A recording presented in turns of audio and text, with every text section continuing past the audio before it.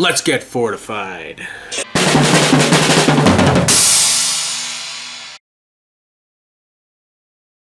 Welcome to the show. I want to talk about what's been happening so far in the 2019 Canadian federal election. But first, some business. Now, I was hoping to have my hosting service lined up, but for now, those arrangements have to wait.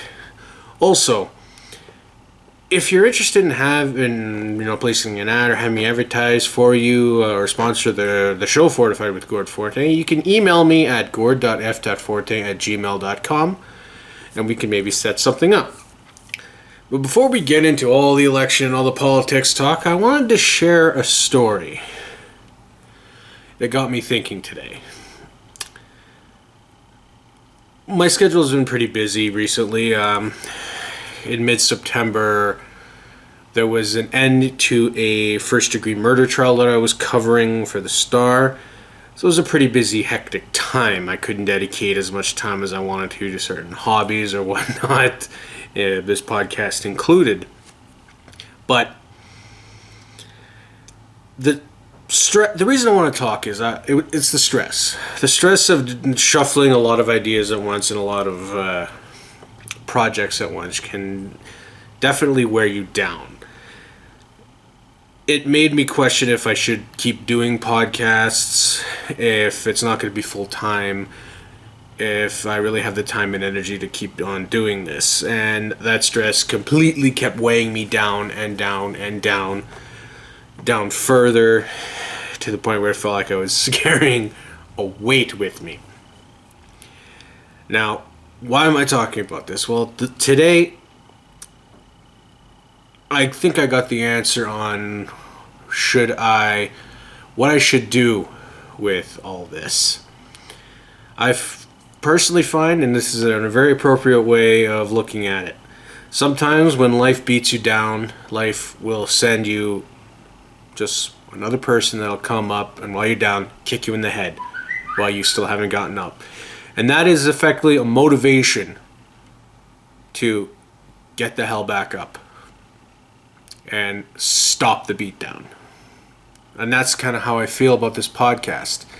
In a lot of ways, it's a way to relieve frustration, relieve tension, and the right thing to do is just to keep on going.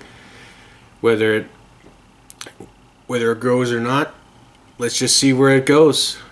I think that's the message of how I feel today. That regardless, the show goes on.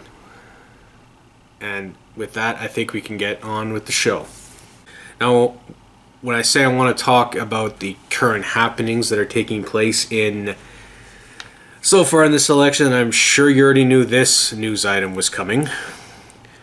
Photos as well as a video of incumbent Prime Minister Justin Trudeau with his skin painted either black or brown have surfaced. This first came to light on September 18th. This is a photo from a yearbook from a private school that Trudeau was a teacher at. The photo was taken at an Arabian Nights themed party. Trudeau claims he was dressed up as Aladdin in this photo. His skin was painted dark and he wore a turban. The photo was in black and white, so I can't say exactly what color he painted his skin. But regardless, Time magazine broke this story. The photo was taken around 2001 and it was in the West Point Grey Academy yearbook. This is a school in Vancouver. Trudeau said this was another case, my apologies. Trudeau said there was another case of him doing similar behavior when he was asked by a reporter if there were any other similar incidents in his past. He pointed out one. This stemmed from his time in high school at Collège Collège Jean de Brébeuf. There is a cathedral in my hometown called Saint Jean de Brébeuf, and that is what threw me off. But regardless, this was when he was in high school at Collège Jean de Brébeuf, where he painted his skin black to sing Deo in the school's talent show. Global News learned of a third case This again shows Trudeau. This time the video is in color. This is from a video. And shows his skin painted to appear black. The outlet claims the video was provided by the Conservative Party of Canada. It depicts an incident that allegedly takes place in the 1990s, but details on this third incident are pretty sketchy at this point. Trudeau on September 19th stated that regardless of the circumstances, painting your skin dark is unacceptable due to the racist history of the practice. He said he should have understood this at the time of each incident and should not have done it. He said he comes from a place of privilege, which gave him a blind spot to such issues. Now, this was said at a press conference called over this scandal. Michael Adamson is the man who leaked the photo originally to Time magazine. He says he did so because he felt Canadians needed to see the photo. All right, so these are the facts on this case. So now we can analyze this hot mess of stupidity. Now, why do I say hot mess of stupidity? Well, it's simple. This story has pulled me in so many different directions that I don't know what to think anymore. Do I want people to let this go? Yes, I do. Am I surprised that Trudeau's political downfall could be for not living up to the principles he claims to have? No, I'm not surprised at that at all. Is he reaping what he sowed for pushing identity politics? Definitely. Is cancel culture ridiculous and should stop regardless of who the target is? Damn straight. This is why I'm pulled in so many different directions. On the nose, I objectively and honestly don't care that Trudeau painted his face to appear like a different race 20 to 30 years ago. Objectively speaking, this has no bearing on what's going on today. The action had a different context back then, period. This doesn't make him a racist, but it does make him a hypocrite. On the other hand, Trudeau and his party have used similar revelations in people's distant past to demand that he or she be fired from their jobs. But now that he finds himself in that position, subject to the outrage, he is asking for the benefit of the doubt that he never allows to others. We all remember the Liberals leaking that one video of Andrew Scheer from around 10, 15 years ago maybe, where he makes comments about believing in traditional marriage, if I'm not mistaken, and how he believed it then, he must believe it now. Well, this is why it's hypocrisy. Trudeau pushes identity politics, so when photos and news of him painting his face to appear like he's from another race, on at least 3 separate occasions, it exposes him as a hypocrite. So part of me wants to see progressives either force him to resign as Prime Minister of Canada, Liberal leader, and the MP of Papineau, or at least admit that cancel culture is horrendous and stop the practice immediately. Alas, the former is not what I want. I would rather the cancel culture stops, no matter who is the target. Trudeau did something stupid 20 years ago, and it shouldn't matter today. His costumes sure were in bad taste, but not inappropriate as the world existed back then. Period. End of story. This is the case no matter who is the perpetrator. This is the problem with principles. They're hard to stick to.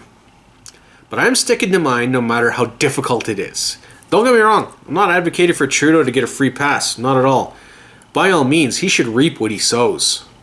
What I'm saying is that I will not contribute nor will advocate for Trudeau's livelihood to be taken away due to this specific incident. The SNC-Lavalin scandal, in my opinion at least, is all you need to know to not vote for him. Now, one final observation I want to make. I feel inclined to bring this observation up. If the Conservatives want to run with essentially what's being called the Blackface scandal, I honestly question if the Conservatives really want to really could benefit from it. I don't think they're in a position to benefit from it. I don't think the average person is overly offended by these photos. They may find it questionable. They may look at this shows hypocrisy on Trudeau's part, but I don't know if they're offended.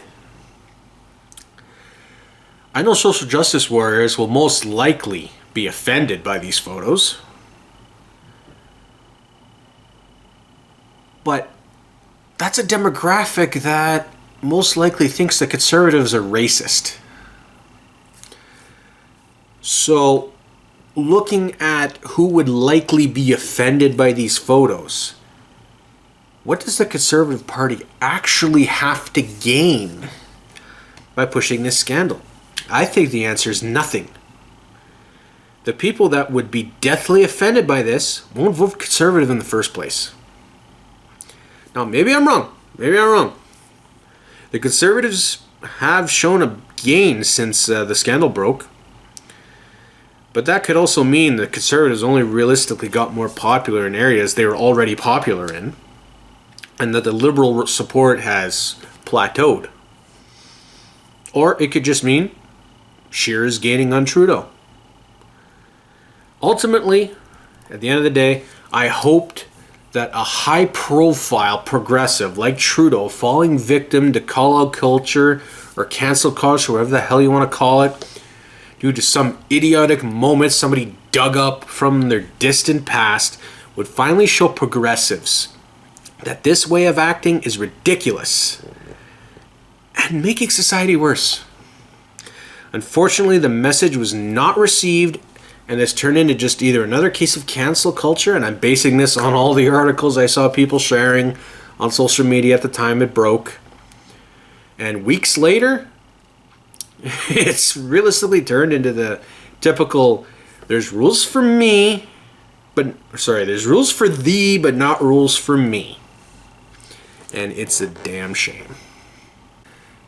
Antifa, that's a group meaning anti-fascists, tried to shut down an event with the People's Party of Canada leader Maxime Bernier and Dave Rubin of the Rubin Report. The duo were scheduled to have an event at Mohawk College on September 29th, which went ahead as planned. There have been threats made by Antifa to the event, as well as negative coverage in the Hamilton Spectator. Rubin reported, pun intended, that the college had demanded they pay extra security costs to allow the event to go forward after the threats were made. On Twitter, Rubin indicated that he would pay the extra cost himself so the event could go forward. The article in The Spectator, which is a Torstar-owned paper, had the headline, "Mohawk College should have declined to rent space to Maxime Bernier." It's a clearly marked opinion piece where the writer, Evan Balgord, questions why the college rented the space to Bernier. He makes statements about the People's Party's base hating anti-racists and wanting to fight them. He adds that the college would be responsible for any assaults that should result from the event. He said that Rubin is a far-right YouTuber and plays a role in radicalizing people to the neo-Nazi movement, which he also says is part of the People's Party's base. He bases this claim on a Cornell University study. I'll get into that study later. Balgord is the executive director of the Canada Anti-Hate Network. This is a non-profit group that monitors hate groups in Canada. It aims to expose and counter such groups. As stated, the event went on as planned, but Antifa did show up. 4 arrests were made, and a video of Antifa protesters is circulating online. It shows members blocking and berating an elderly woman and a man. The woman used a walker. So, now that we have the facts on this one, I want to unpack it. And I've got to be brutally honest with you, I feel like a broken record, but this is another example of political censorship in Canada. And this is disgusting. I read the entire article, and I want those minutes of my life back. Whether you agree with his message or not, Bernier is a legitimate candidate for Prime Minister and is running in a legitimate party. He has every right to campaign, just like every other party leader. Just because you think Bernier or the People's Party and their policies are evil does not give you the right to silence them. Every single party presents some kind of policy that offends someone. The Green Party's message would be offensive to the average oil field working Albertan. But you don't see them demanding Elizabeth May be deplatformed from any event she speaks at, or the party being banned from the public. Now, I want to address the article. This is garbage journalism. It may have been an opinion piece or an op-ed that was clearly marked as such, but I find there is a violation of journalistic judgment that this article ran in its current form. Whomever the editor at the Hamilton Spectator is just showed that they might not have the best journalistic judgment. Now, I could understand maybe if the editor there read this, thought the article, like I do, was garbage and said, well, let's expose this opinion to show what Antifa or what the opposition's really like. I can understand that. The problem is I don't see the context of how or why it was printed. I just see the results. Now, why do I make the claim that it shows bad journalistic judgment? It's because this article runs a very thin, razor-thin line on libel, if you ask me. And that is the part, and I'm going to quote it here, about Rubin being a significant part of the... Sorry, I'm going to quote the proper part here, exactly where the quote starts. This is the part about Rubin being, quote, a significant part of the radicalization process ushering people into the neo-Nazi movement. End quote. Now, I think that would be 100% liable. However, this is being attributed to a study from Cornell University. Which is why I say it's razor thin. There's that little piece, it's might be just enough to say that it's not libel. And it might, as I said, it might save it from libel, even though realistically it might just be libel. The study at the Cornell University study analyzed 79 million comments over 330,000 videos to see the links between certain sites. Someday I will learn to speak.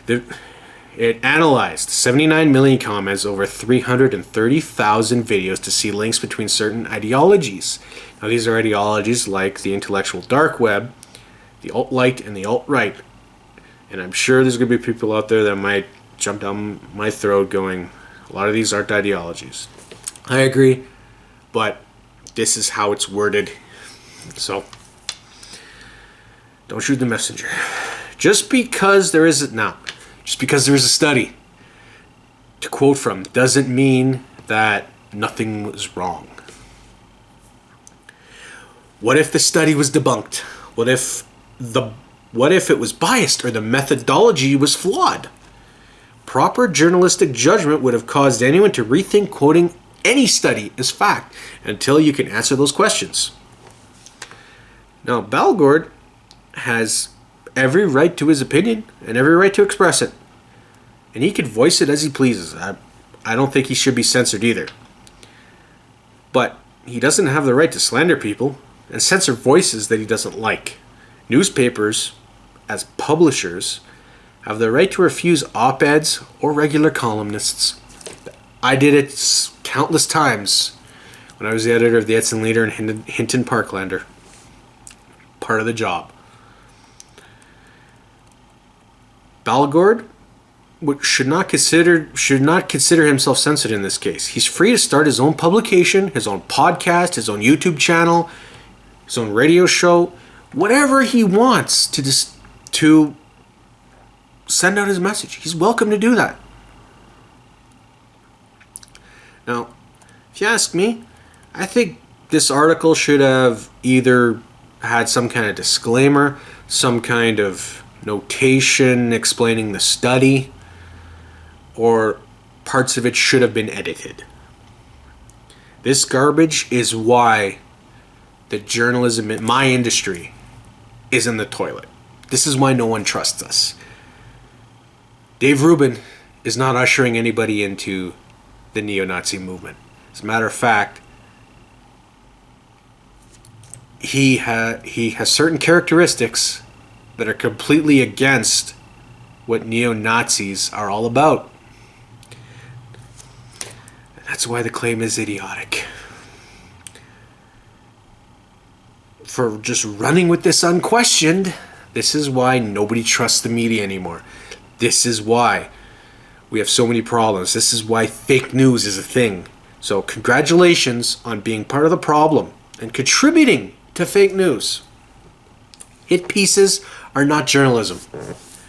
There's no place for it. Now, as for the Antifa protesters, they are thugs acting for censorship of those they disagree with politically. There's no question.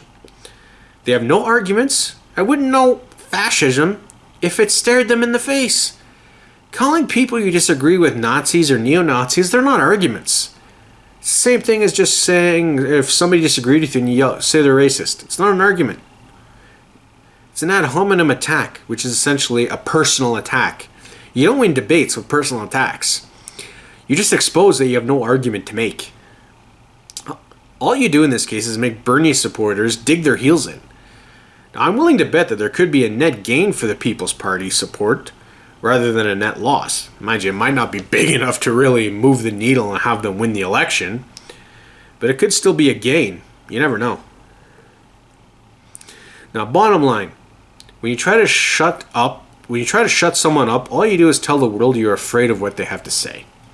Now, I forget who said that or how that quote actually truly goes, but I think it is a very appropriate quote for this case.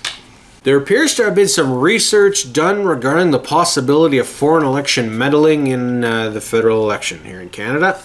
I found one story on CTV News that was shared on social media. In it, analyst Mark Owen Jones, an assistant professor of Middle East Studies at Hamad bin Khalifa University, said he has been looking over social media posts. He concluded that some of the activity is demonstrating bot-like behavior and sentiment of the American right wing.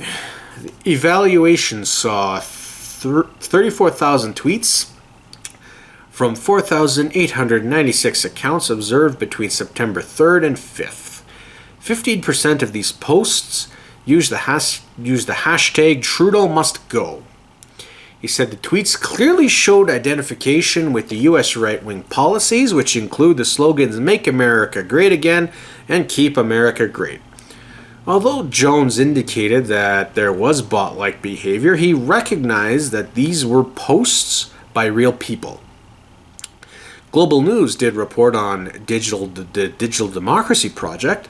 This is an initiative which monitors how information is consumed and shared during the election. The story quotes a project member, Taylor Irwin, who is a professor at McGill University. He pointed out that other countries like France, the US, and Germany have been targeted. The project planned to analyze online posts during the first week of the election. A McGill data scientist, Derek Ruths, explained that the team will look at all hashtags to see who used it first and try to determine the original context. A National Post story from Snibberate also points out that there is a University of Calgary study that claims Russia could meddle in our election over the country's own Arctic interests. So this is the context, and I feel like I just need to shake my head. I shake my head because I am legitimately asking myself if we are honestly trying to just imitate every little minute thing the United States does. The Americans started talking about abortion out of the blue. Then suddenly, for no reason, Canadian activists start talking about it. The American left starts shutting down their opposition by calling everyone racist, sexist, homophobes, Then the Canadian left starts doing it. American social justice advocates start demanding people lose their jobs because of stupid social media posts from their distant past. Then Canadian social justice advocates follow suit. I'm getting sick of it. Just because the United States Democratic Party has been spending the entire Trump presidency talking about foreign meddling doesn't mean we have to follow suit. Especially when most of their claims have not turned out at all. I am saying that Canada should not... I'm not saying Canada shouldn't worry about another country meddling in our election trying to sway results. We probably should be worried about that. We should be ensuring that only Canadians have a say in who runs Canada.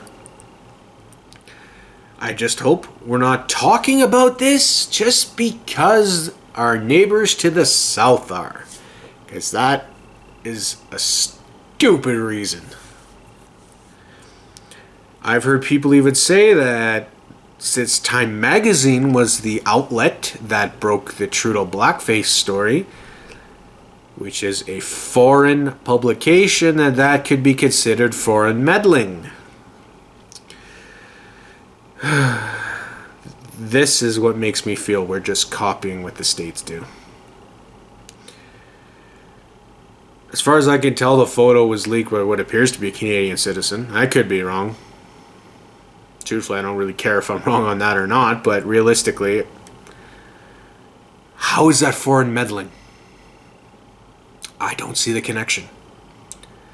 Then you have to add on top of this the comparisons the left in Canada always puts on Andrew Scheer, the Conservative Party leader, or Maxime Bernier, the People's Party leader, or Doug Ford, the Ontario Premier, or François Legault, the Quebec Premier, with American President Donald Trump. The same attacks are used against all of them. It drives me nuts. We are not the States. Now, French Canada is pretty distinct, but when you speak a different language from everybody else, that tends to magnify the differences. English Canada is also pretty distinct, but there are times like this where I struggle to see the difference. But whatever. Hopefully, like I said, we're not just imitating them for the sake of imitating them, and we're actually worried and trying to get to the bottom of what could happen. History will tell on that one. My last topic for today, I want to talk about what happened at Montreal's climate change strike.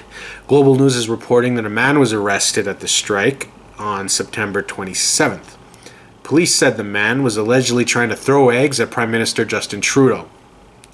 The Prime Minister's security quickly acted. The individual was taken down and subdued. The outlet reports that eggs were in the man's hand, but nothing could really be officially tied, last time I checked. Trudeau was not struck with any of the eggs that day. The name of the man was not released, nor was a motive given. Now, I wanted to tag this on for one reason. I'm not going to speculate on what happened, but I have some thoughts I want to give. You may not like Trudeau. There are several reasons not to like him. His hypocrisy and corruption are good examples. That said, you don't have the right to attack or throw things at him. That is beyond what is acceptable in a civilized society. Any side of the political spectrum will only act like a victim in these situations. They will act like they are martyrs for their cause. So don't do it. Don't attack people. It's not worth it, and no one deserves to be attacked on the streets. If you want to send Trudeau a message, vote for somebody else on October 21st. Violence will only make things worse. Look at what happened at Mohawk College. That's all you need to know. Alright, well, there you have it. This was episode 3 of Fortified with Gord Fortin. I want to thank you for watching or listening on whatever platform you're consuming the podcast on. I appreciate it. Please share the episode, like, subscribe, comment on both YouTube and BitChute. I also encourage you to look into all of these stories further. Don't just take my word for it. I read them for yourself and come to your own conclusion. Form your own opinion yourself. Don't be led or have people form your opinion for you. Also, you could follow me on Twitter, Facebook, and Minds, which is under the name @gord.f.fortin. And remember, if someone kicks you when you're down, you need to get up. And that's my advice for the day. Thank you for watching. Until next time.